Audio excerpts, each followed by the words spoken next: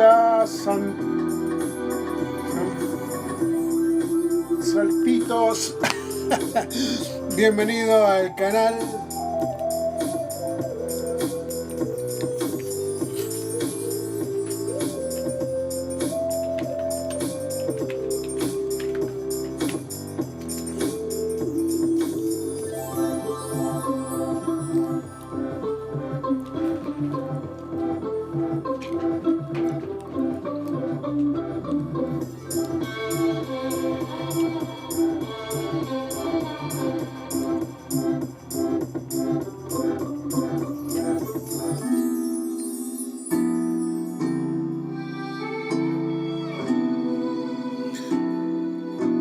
Vamos a arrancar con el último torneo del sábado.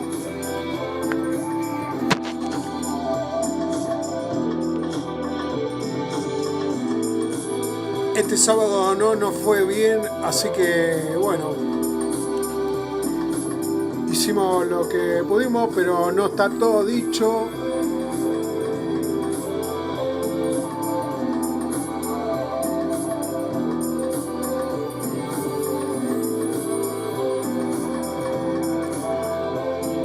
Vamos a hacer el último torneo de sábado acá en Arena GG y después arranco con Arena of VALOR.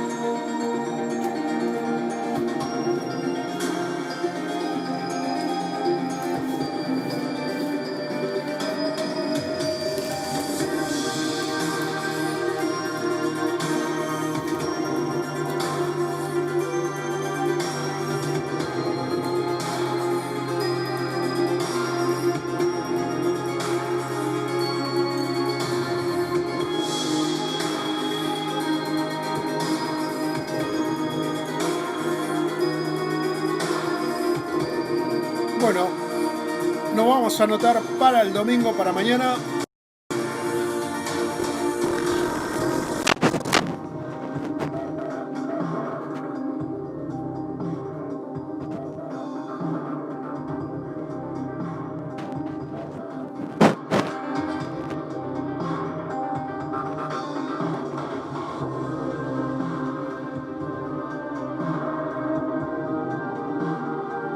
Pasamos a la siguiente ronda.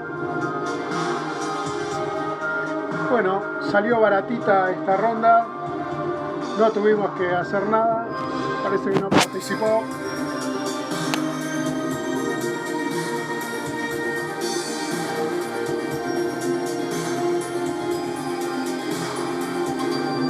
Ahora nos toca con Iván se quedan. Iván se queda. Muy bueno. Vamos a saludar.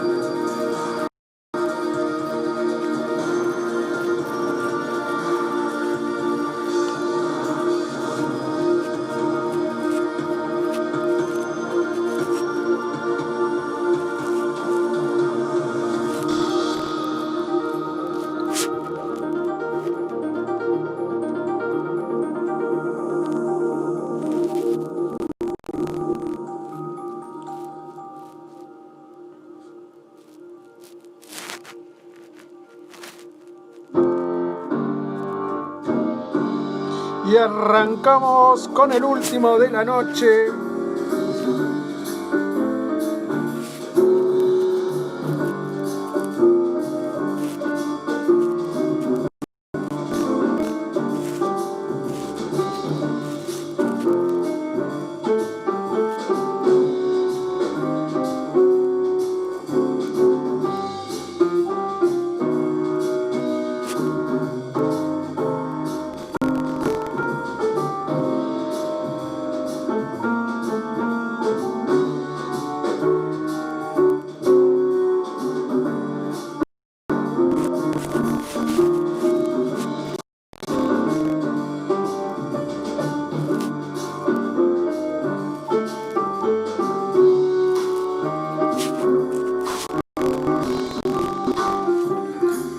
Bueno, estamos con Iván, buena onda. El último de la noche, vamos a ver cómo sale. Torneos y competencia.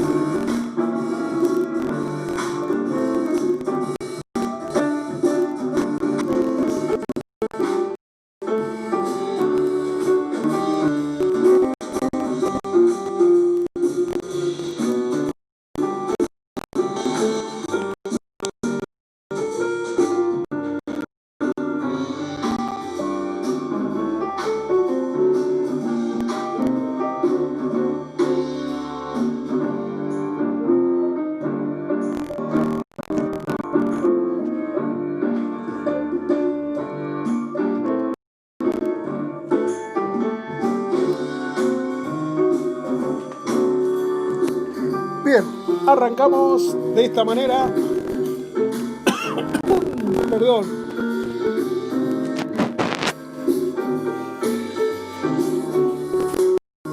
Iván viene por el lado izquierdo mío. Buena onda, Iván.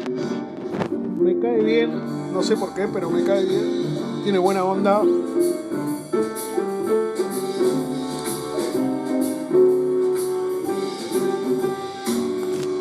Me ataca con la horda de cerditos.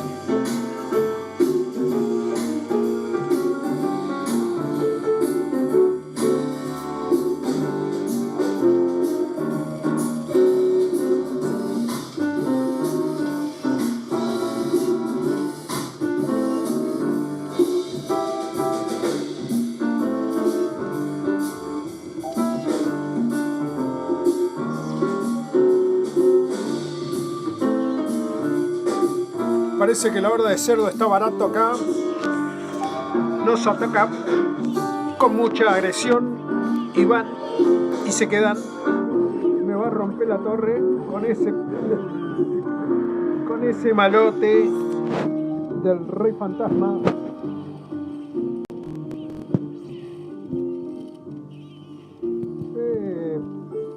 Iván tiene mucho elixir, saca de todo. No para de sacar.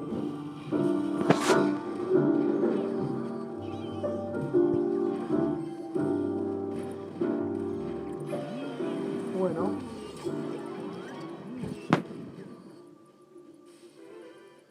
Ay, Dios.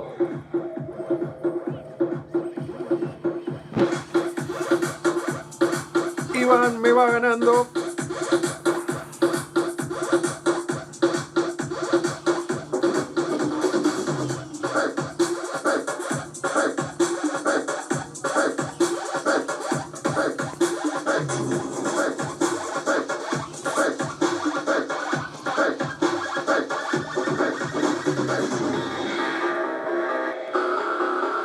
Quisimos repeler la agresión, pero estuvo muy dura la batalla.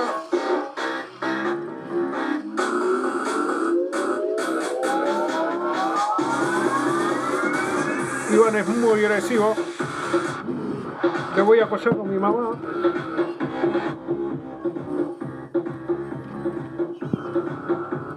Otra vez con los cerditos.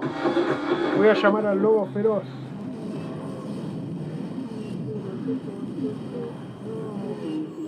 Bueno, estamos viendo que no tenemos ninguna alternativa. Qué malote es el Iván.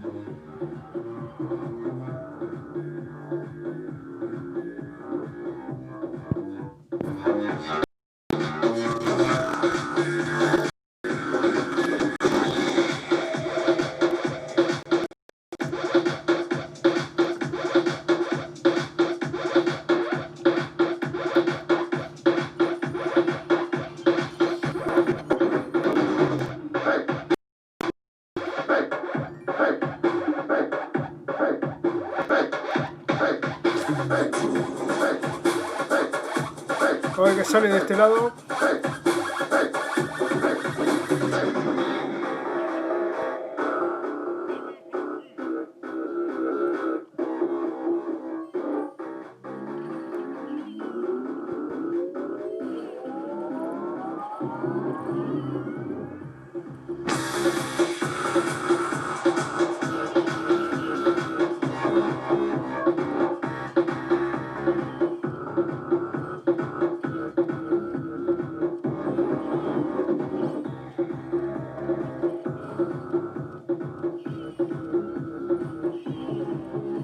Sabía que iba a hacer algo. ¡Vamos, vamos! ¡No! ¿Cómo tarda una eternidad esta?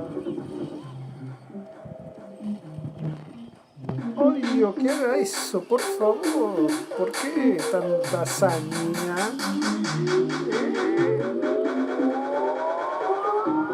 ¿Por qué?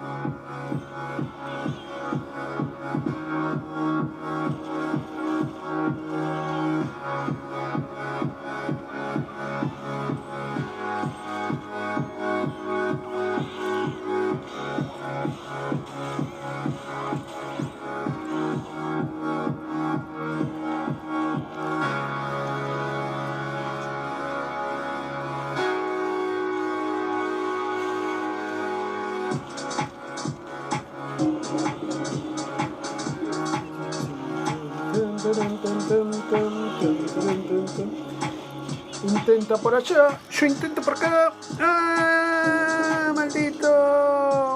Pumba. ¿Por qué? ¿Por qué tanta maldad?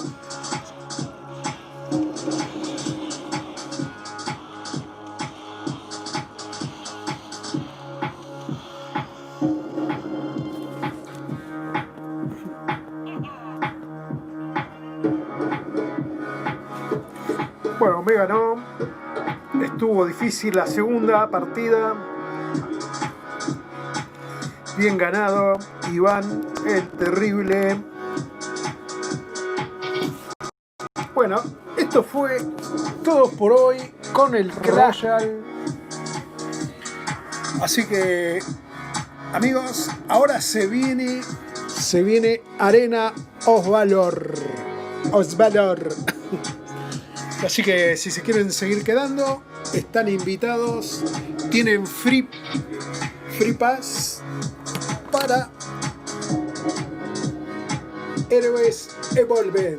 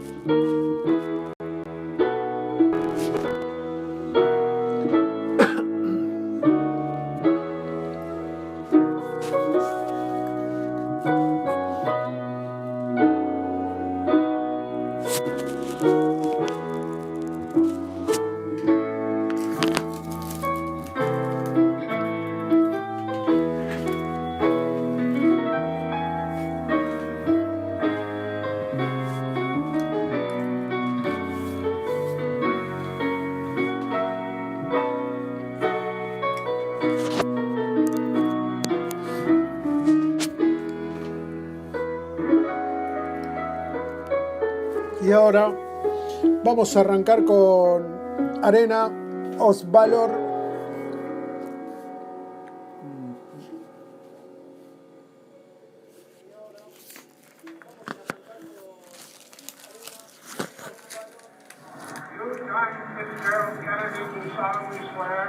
I, John Fitzgerald Kennedy, do solemnly swear that you will faithfully execute the office of President of the United States. that I will faithfully execute the office of President of the United States And will, to the best of your ability, and will, to the best of my ability, preserve, protect, and defend the Constitution of the United States. preserve, protect, and defend the Constitution of the United States. So help you God.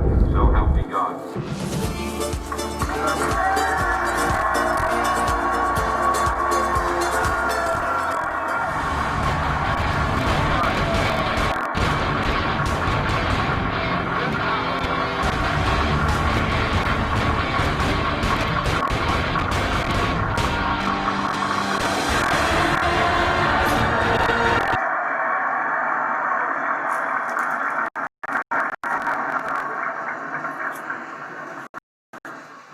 Vice President Johnson, Speaker, Mr. Chief Justice, President Eisenhower, Vice President Nixon, President Truman, Reverend clergy, fellow citizens. We observe today not a victory of party, but a celebration of freedom, symbolizing an end as well as a beginning, signifying renewal as well as change. For I have sworn before you and Almighty God the same solemn oath our forebears prescribed nearly a century and 3/4 ago. The world is very different now, for man holds in his mortal hands the power to abolish all forms of human poverty and all forms of human life.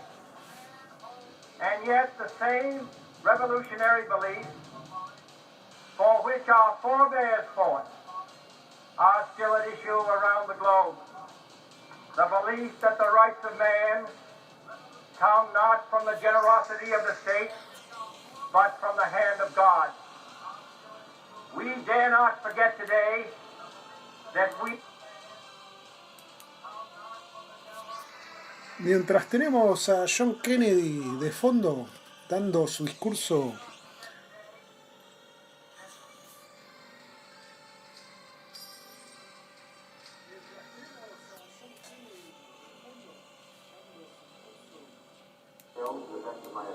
Preserve, protect, and defend the Constitution of the United States. Preserve, protect, and defend the Constitution of the United States. So help you God. So help me God. Solemnly swear That you will faithfully execute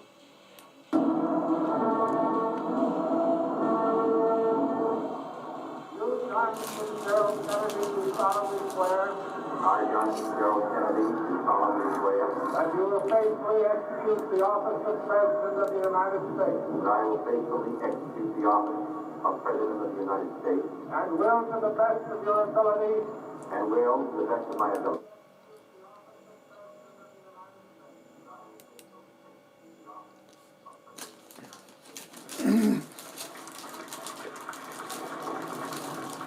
Let both sides seek to invoke the wonders of science instead of its terrors.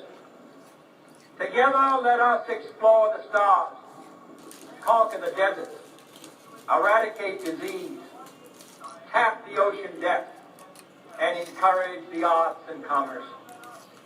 Let both sides unite to heed in all corners of the earth the command of Isaiah to undo the heavy burdens and let the oppressed go free. And if a beachhead of cooperation may push back the jungle of suspicion, let both sides join in creating a new endeavor, not a new balance of power, but a new world of law, where the strong are just and the weak secured, and the peace preserved. All this will not be finished in the first 100 days, nor will it be finished in the first 1,000 days, nor in the life of this administration, nor even perhaps in our lifetime on this planet. But let us begin.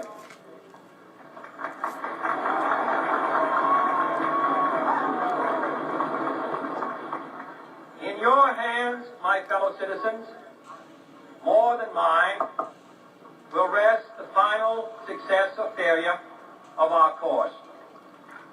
Since this country was founded, each generation of Americans has been summoned to give testimony to its national loyalty.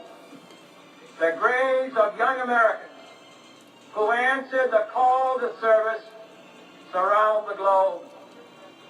Now the trumpet summons us again, not as a call to bear arms, though arms we need, not as a call to battle, though in battle we are, but a call to bear the burden of a long twilight struggle, year in and year out, rejoicing in hope, patient in tribulation, a struggle against the common enemies of man, tyranny, poverty, disease, and war itself. Can we forge against these enemies a grand and global alliance, north and south, east and west, that can assure a more fruitful life for all mankind? Will you join in that historic effort?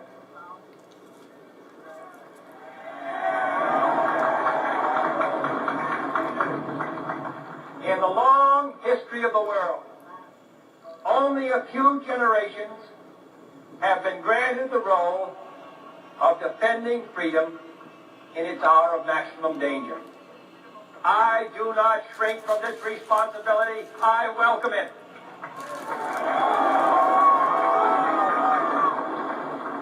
I do not believe that any of us would exchange places with any other people or any other generation. The energy, the faith, the devotion which we bring to this endeavor will light our country and all who serve it. And the glow from that fire can truly light the world. And so, my fellow Americans, ask not what your country can do for you. Ask what you can do for your country.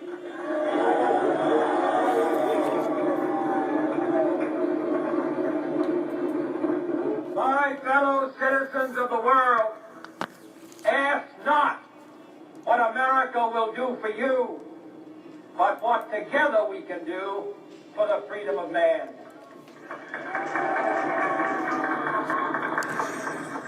Finally, whether you are citizens of America or citizens of the world, ask of us here the same high standards of strength and sacrifice which we ask of you. With a good conscience, our only sure reward, with history the final judge of our deeds, let us go forth to lead the land we love, asking his blessing and his help, but knowing that here on earth, God's work must truly be our own.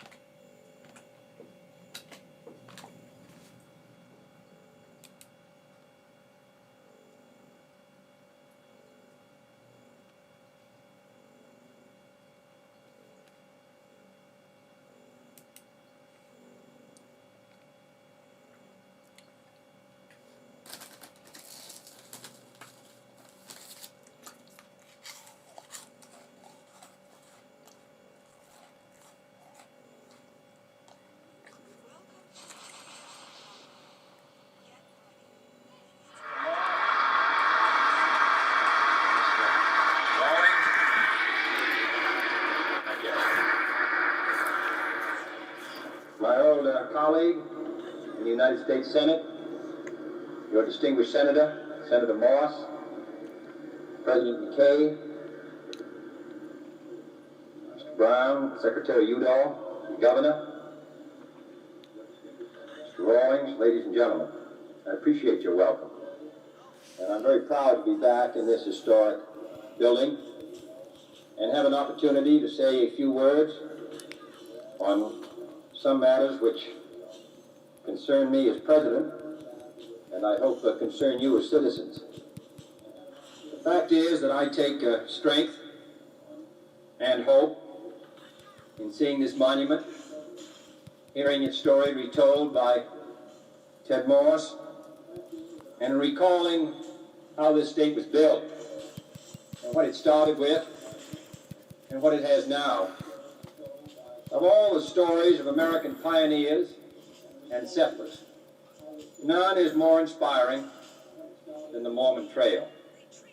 The qualities of the founders of this community are the qualities that we seek in America, qualities which we like to feel this country has: courage, patience, faith, self-reliance, perseverance, and above all, an unflagging determination to see the right prevail.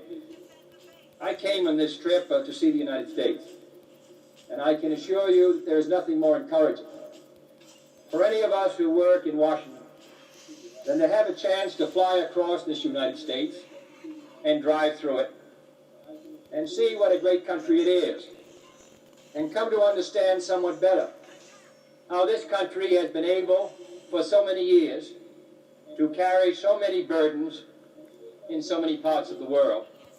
The primary reason for my trip was conservation. And I include in conservation first our human resources and then our natural resources. And I think this state can take perhaps its greatest pride and its greatest satisfaction for what it's done, not in the field of the conservation and the development of natural resources, but what you've done to educate your children. This state has a higher percentage per capita of population of its boys and girls who finish high school and then go to college. Of all the wastes in the United States in the 1960s, none is worse than to have 8 or 9 million boys and girls who will drop out.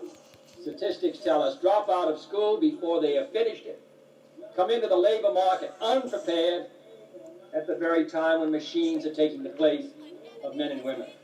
9 million of them. We have a large minority of our population who have not even finished the 6th grade. And here in this richest of all countries, country which spreads the doctrine of freedom and hope around the globe, we permit our most valuable resource, our young people, their talents to be wasted by leaving their schools. So I think we have to save them. I think we have to insist that our children be educated to the limit of their talents, not just in your state or in Massachusetts, but all over the United States. Thomas Jefferson and John Adams, who developed the Northwest Ordinance, which put so much emphasis on education. Thomas Jefferson once said that any nation which expected to be ignorant and free hoped for what never was and never will be. So I hope we can conserve this resource. And the other is the natural resource of our country, particularly the land west of the 100th parallel, where the rain comes 15 or 20 inches a year. This state knows that the control of water is the secret of the development of the West. And whether we use it for power or for irrigation or for whatever purpose, no drop of water west of the 100th parallel should flow to the ocean without being used. And to do that requires the dedicated commitment of the people of the states of the West, working with the people of all the United States who have such an important equity in the richness of this part of the country. So that we must do also. As Theodore and Franklin Roosevelt and Gifford Pinchot did it in years past, we must do it in the 1960s and the 1970s. We will triple the population of this country in the short space of 60 or 70 years. And we want those who come after us to have the same rich inheritance that we find now in the United States. This is the reason for the trip. But it's not what I wanted to speak about tonight.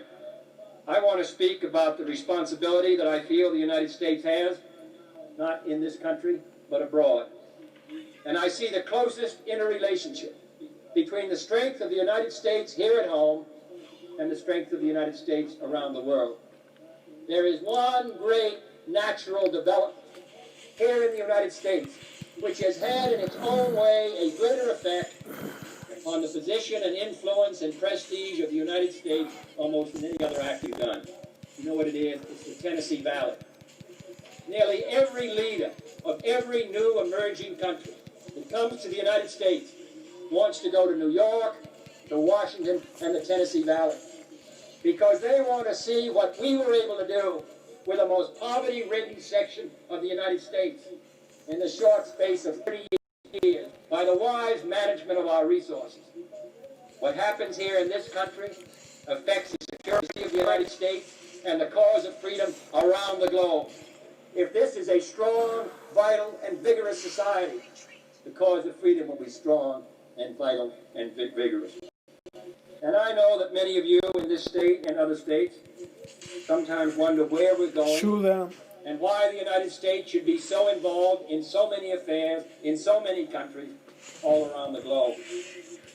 If our task on occasion seems hopeless, if we despair of ever working our will on the other 94% of the world's population, then let us remember that the Mormons of a century ago were a persecuted and prosecuted minority, harried from place to place, the victims of violence and occasionally murder, while today, in the short space of 100 years, their faith and works are known and respected the world around, and their voices heard in the highest councils of this country.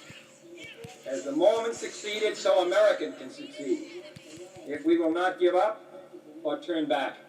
I realize that the burdens are heavy, and I realize that there's a great temptation to urge that we relinquish them, that we have enough to do here in the United States, and we should not be so busy around the globe. The fact of the matter is that we, this generation of Americans, is the first generation of our country ever to be involved in affairs around the globe. From the beginning of this country, from the days of Washington until the Second World War, this country lived an isolated existence. Through most of our history, we were an unaligned country, an uncommitted nation, a neutralist nation. We were by stature as well as by desire. We had believed that we could live behind our two oceans in safety and prosperity in a comfortable distance from the rest of the world. And the end of isolation consequently meant a wrench with the very lifeblood, the very spine of this nation. Yet as time passed, we came to see that the end of isolation was not such a terrible error or evil after all. We came to see that it was the inevitable result of growth, the economic growth, the military growth, and the cultural growth of the United States. No nation so powerful and so dynamic and as rich as our own could hope to live in isolation from other nations, especially at a time when science and technology was making the world so small. It took Brigham Young and his followers 188 days to go from winter quarters, Nebraska, to the valley of the Great Salt Lake. It takes 30 minutes for a missile to go from one continent to another. We did not seek to become a world power. This position was thrust upon us by events, but we became one just the same, and I'm proud that we did. I can well understand the attraction of those earlier days.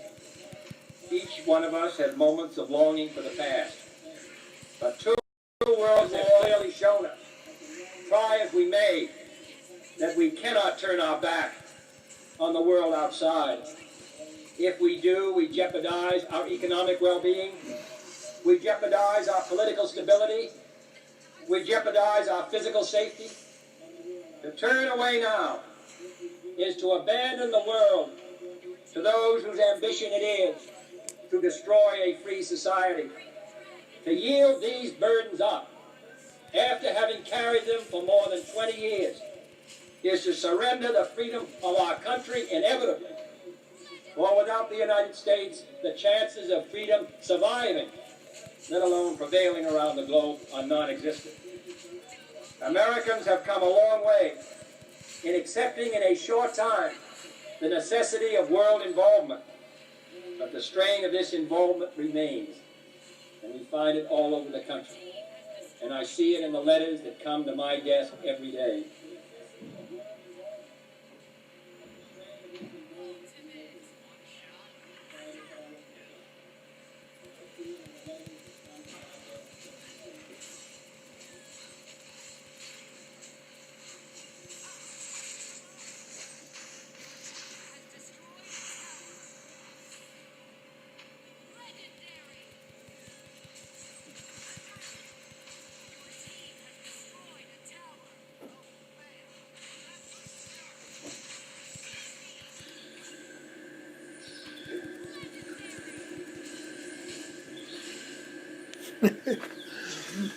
Terrible.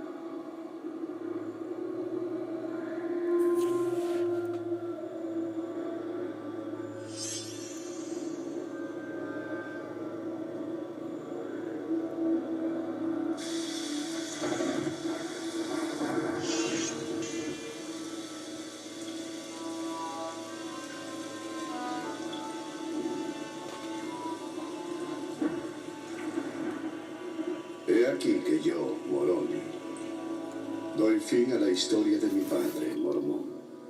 Por tanto, escribiré y esconderé los anales en la tierra, y no importará donde yo vaya, porque me hallo solo. Mi padre ha sido muerto en la batalla, y todos mis parientes. Hola, Carol, ¿qué tal? ¿Cómo estás? Ni a dónde ir. Bienvenida al canal. Han pasado 400 años desde la venida de nuestro Señor y Salvador.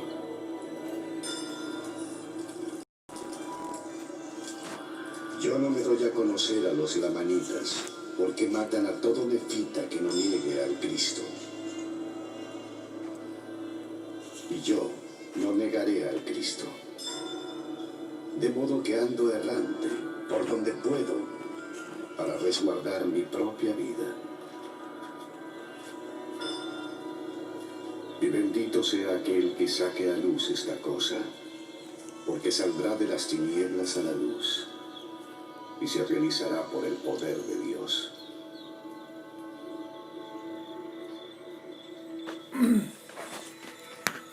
Os hablo como si os hallaseis presentes, y sin embargo no lo estáis. Pero he aquí, Jesucristo me os ha mostrado, y conozco vuestras obras. Y quisiera exhortaros a que vinieseis a Cristo. Venid y perfeccionaos en Él, y absteneos de toda impiedad. Y si amáis a Dios con todo vuestro poder, alma y fuerza, entonces su gracia os es suficiente.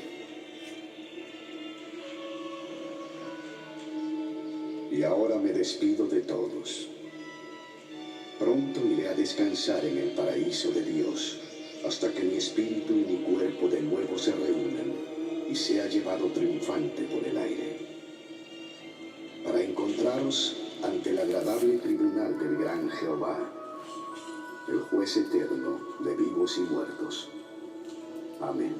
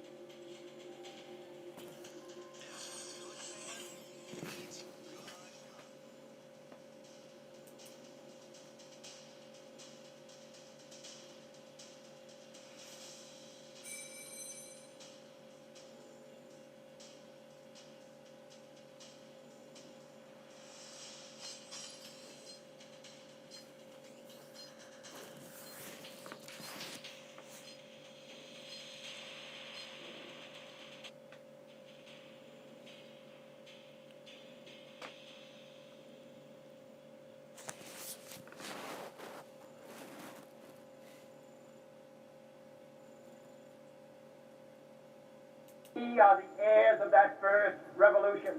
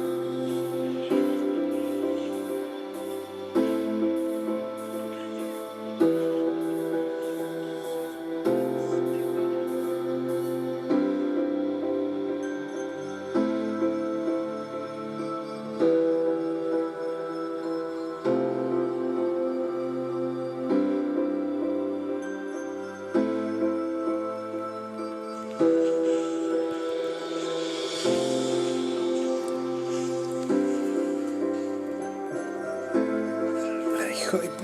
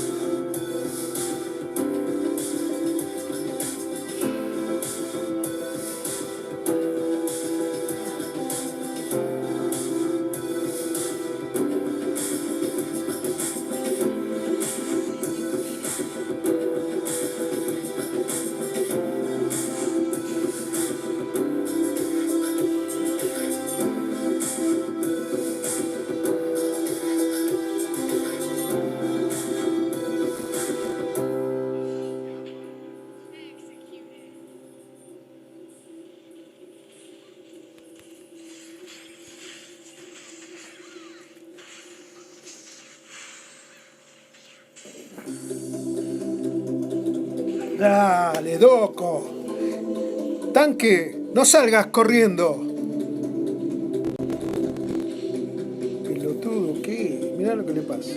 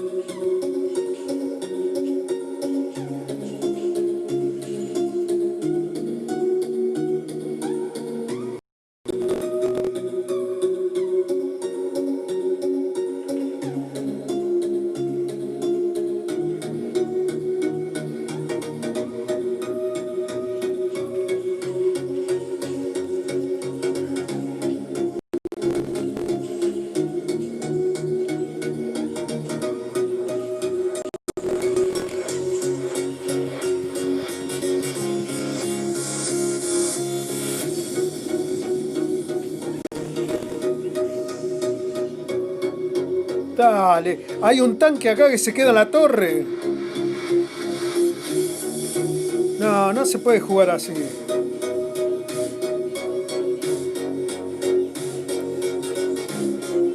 Reportado a Karen.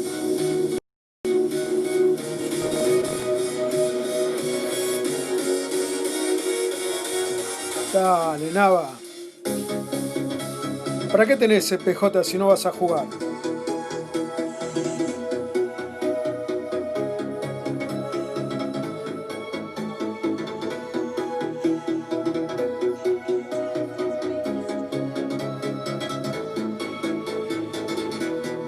Se queda parada en la torre y no hace un carajo.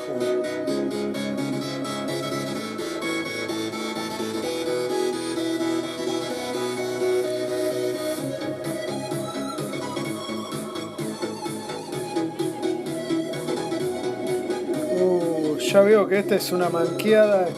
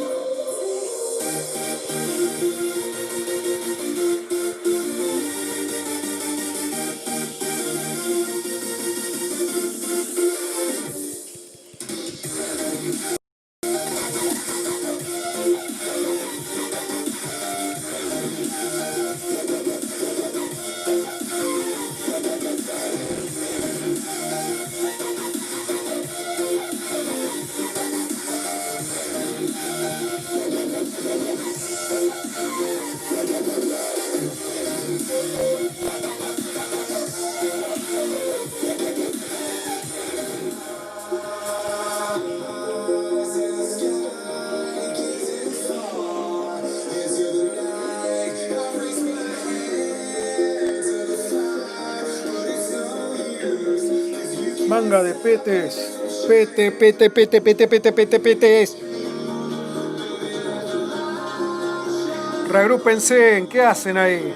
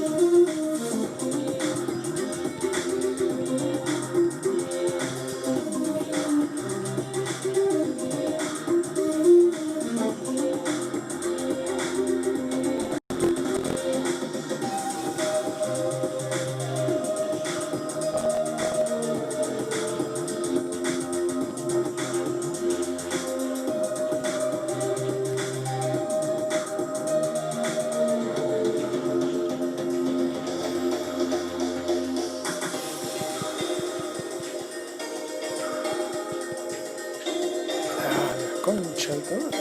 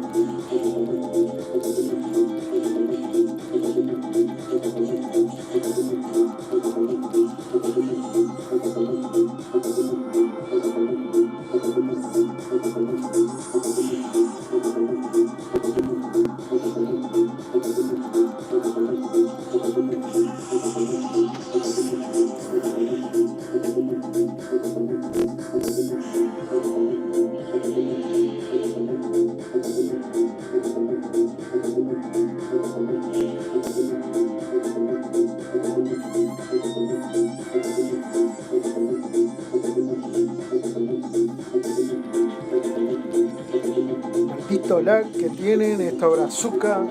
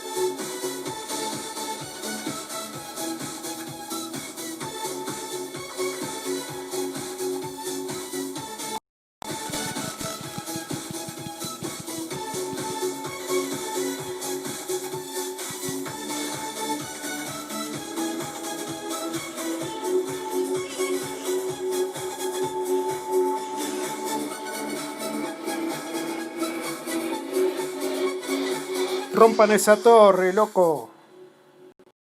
Rompan esa torre. Dejen de farmear la jungla. La torre. Ya estamos por ganar, loco. No dejen que avancen.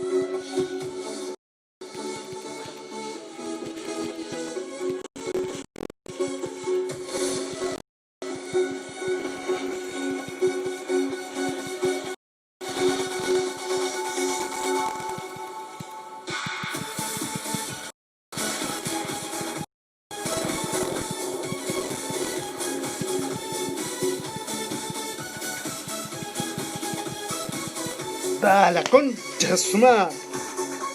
Perdón. Se me escapó.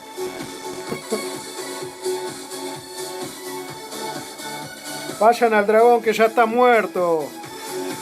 Antes que lo maten. Ya está muerto ese dragón.